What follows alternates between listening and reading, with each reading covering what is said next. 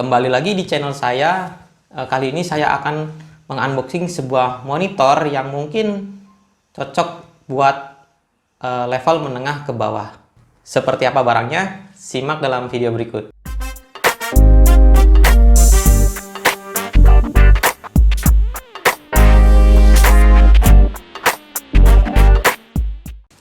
Oke, ini lumayan gede ya. Baru datang nih, masih disegel.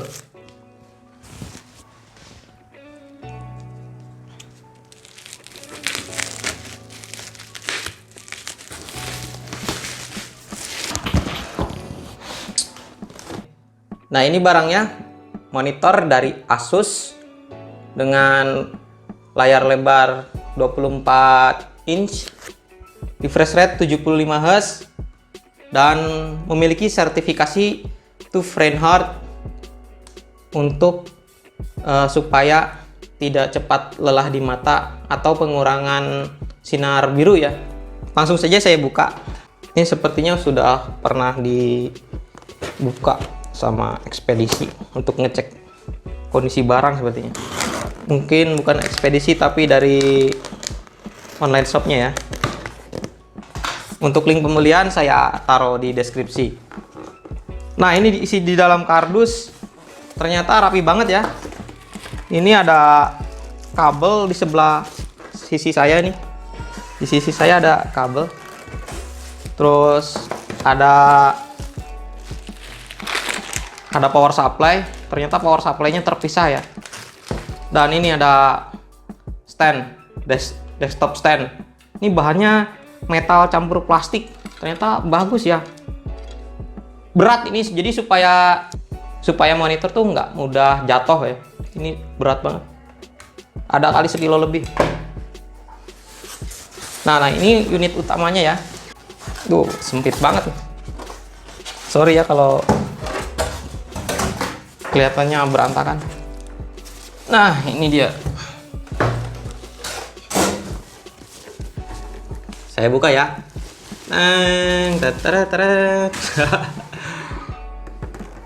Ini lumayan tipis bezelnya. Nah, ini kelebihan dari monitor ini. Walaupun harganya untuk kelas menengah bawah ya, ini lumayan tipis. Kemudian tombol utamanya untuk navigasi, brightness, segala macem itu pakai joystick. Udah pakai joystick ya. Joystick kiri kanan atas bawah, dan tombol enternya itu tengah ya. Kemudian untuk portnya di sini bisa dilihat ada power supply, VGA, input VGA, dan HDMI. Tidak ada output audio ya, karena sebagian monitor di harga 2 juta ke bawah itu biasanya suka ada speaker sama output audio. Ini tidak ada speaker dan tidak ada output audio. Biasanya kalau ada output audionya itu jack 3,5 mm. Untuk instalasinya lumayan mudah ya. Tinggal tadi, ini desktop stand, tinggal dimasukin. Terus ada baut di bawahnya, udah. Kemudian untuk pasangnya sendiri nggak perlu pakai obeng ya. Tinggal ini ada kayak semacam, boleh dilihat nih. Ini ada tegangan gitu. Kayak wing gitu, kayak wing bolt ya. Tinggal diputer aja, kayak buat tripod gitu, ada wing boltnya. Ini juga bisa pakai obeng positif atau negatif ya. Nah, seperti ini. Sorry ya kalau kurang jelas seperti ini. Ini yang saya suka, bezel bawah memang ini tebel ya. Cuman kiri, atas, kanan ya, kiri kanan sampingnya tuh, terus atasnya tuh tipis banget nih, cuman 2 mili. Jadi bezelnya tuh cuman 2 mili, makanya dia tagline-nya itu bezel-less gitu. Jadi kelebihannya itu dia udah bezel-less. Kedua, dia udah refresh rate-nya sudah adaptive sync atau FreeSync ya, AMD FreeSync 75 Hz. Jadi cocok buat main game yang levelnya menengah ke bawah gitu. Sebenarnya main game 60 fps aja kayak di PlayStation kan 60 fps itu udah enak gitu. Tapi stabil di situ ya, di 60 fps. Ini kalau 75 fps mungkin lebih nyaman lagi. Ya kalau yang ada yang 144 udah antusias banget gitu. Tapi kalau buat saya yang tipikalnya lebih banyak kerja office, main game cuman buat pelepas stres doang gitu kan, 75 Hz itu udah nyaman buat saya. Kemudian ada fitur yang menurut saya tuh buat orang yang kerja office, konten creator, editing video gitu.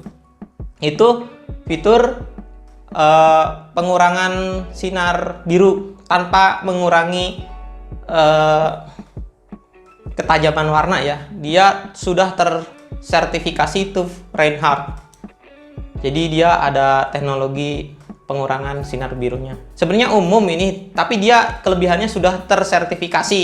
Beda ya, yang pengurangan sinar biru biasa dan yang sudah tersertifikasi pasti ada perbedaannya. Kalibrasi warnanya mungkin tidak terlalu menyimpang dibanding dengan yang tanpa sertifikasi. Nah, di sini juga di kabel ternyata saya dapat kabel HDMI ya. HDMI-nya kayaknya HDMI 1.4 deh. Karena dia kan Full HD ya, nggak support 4K. Jadi mungkin ini HDMI 1.4. Untuk pengetesannya langsung aja kita pasang. Ini saya connect ke mini PC yang saya punya. Ini power supply-nya ya. Power supply. Saya kurang paham ini ukuran berapa. Biasanya ada ukurannya sih. Kayak misalkan 5/8 inch gitu. Nah, kalau misalkan ini hilang atau rusak, bisa diganti ke adapter laptop, charger laptop dengan output 19 volt 2,1 ampere minimal seperti itu, dengan port yang sama ya, diameter yang sama. Cuman diameternya saya nggak paham, di sini nggak ada tulisannya. Biasanya ada ukurannya. Kabelnya ini gede banget, bandingin, gede banget nih. Jadi adapternya lebih kecil daripada keseluruhan kabel nih kalau digulung. Kabel AC-nya ini, kalau output DC-nya sih kecil nih kabelnya. Menurut saya ini kurang pas ya si Asus ngasih kabel segede gini, karena di sini kan udah jelas ya ada watt-wattannya tuh berapa watt gitu. 19 kali 2 taruhlah 20 kali 2 40 watt lah. 40 watt nih hitungannya. Jadi untuk kabel segede gini tuh jadi over quality. Asus bisa melakukan casing atau perbaikan supaya harga jualnya juga jadi lebih murah. Jadi menggunakan kabel yang sesuai. Sudah mendukung 178 derajat viewing angle. Warnanya juga udah 100% sRGB atau 72% NTSC. Ini cocok buat konten kreator yang masih pemula kayak saya gitu. Jadi nggak 100%, kalau yang 100% NTSC atau 100% Adobe RGB itu bisa 8 juta untuk ukuran yang sama. Tapi untuk 100% sRGB itu udah cukup lah buat web, buat video-video kayak di YouTube, kayak di Facebook, itu udah cukup.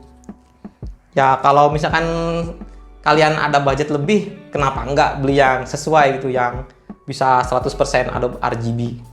Tapi buat saya terus terang ini sudah cukup.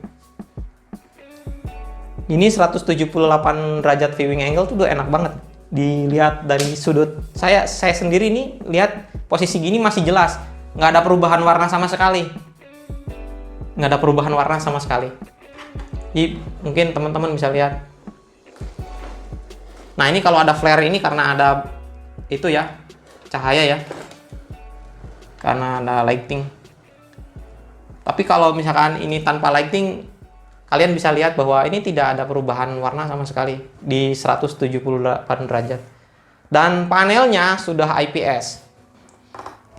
Nah, buat teman-teman mungkin yang pengen tanya-tanya kelebihan dan kelemahan dari monitor ini, silahkan tulis di kolom komentar apa yang mau ditanyakan, nanti kita bahas di video berikutnya.